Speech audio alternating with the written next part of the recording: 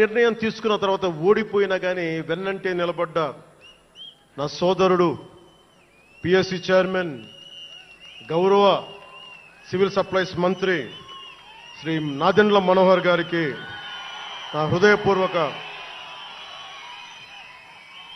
ధన్యవాదాలు.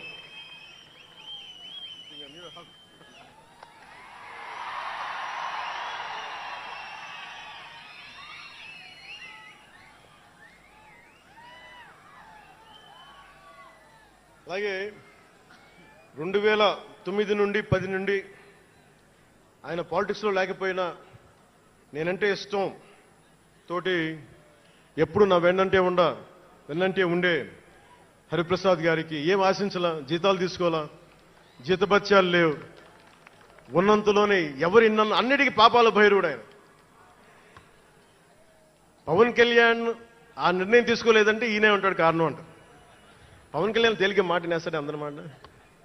పవన్ కళ్యాణ్ కొంచెం ఆలోచన ఉంటుంది కదా, ఎవరికి ఇవ్వాలి ఎందుకు ఇవ్వకూడదు. కానీ ప్రతిదానికి నేను తీసుకున్న నిర్ణయాలకి ఆయన భరించాడు. అలాంటి అన్నిటినీ భరించి నా వెన్నంటే ఉన్న హరిప్రసాద్ గారికి మనస్ఫూర్తిగా నా ధన్యవాదాలు.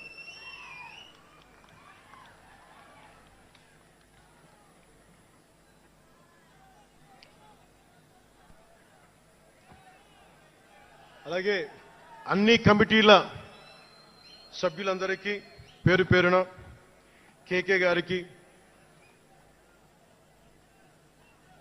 తెగించే గుణమున్న పంచకర్ల సందీప్కి,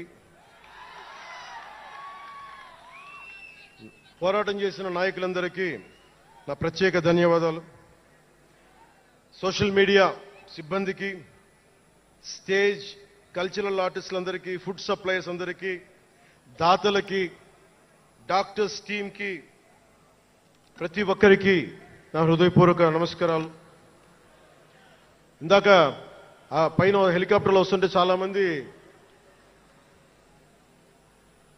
ఫోటోగ్రాఫ్స్ కనిపించినాయి. ముఖ్యంగా తెలుగు సినిమా హీరోలు, సూపర్ స్టార్స్ ఫోటోస్, ప్రభాస్ గారిది, మహేష్ బాబు గారిది, జూనియర్ ఎన్టీఆర్ గారిది, అల్లు అర్జున్ గారిది, సాయి ధరమ్ తేజ్ గారి, నందమూరి అభిమానులు, మెగాస్టార్ చిరంజీవి గారి అభిమానులకి,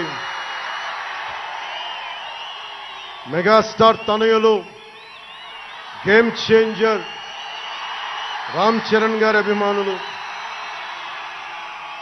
తెలుగు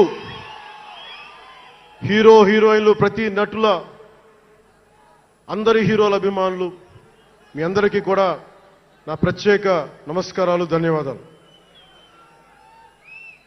అలాగే పవన్ కళ్యాణ్ అభిమానులకు కూడా నా హృదయపూర్వక నమస్కారం.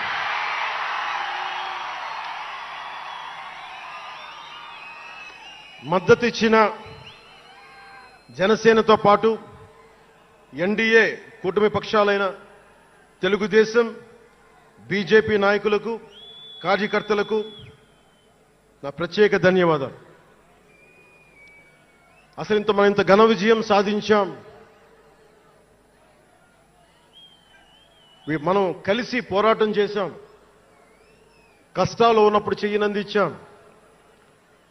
అది గుర్తుపెట్టుకొని ఈ రోజున డిప్యూటీ ముఖ్యమంత్రి, ఉప ముఖ్యమంత్రిగా కలిసి ఒక వ్యక్తితో బలవంగా ప్రయాణం చేస్తా ఉన్నాను. 4 దశాబ్దాల సుదీర్ఘ అనుభవ రాజకీయ నాయకులు, హైటెక్ సిటీని రూపకల్పన చేసిన దార్శనికుడు, క్లేమోర్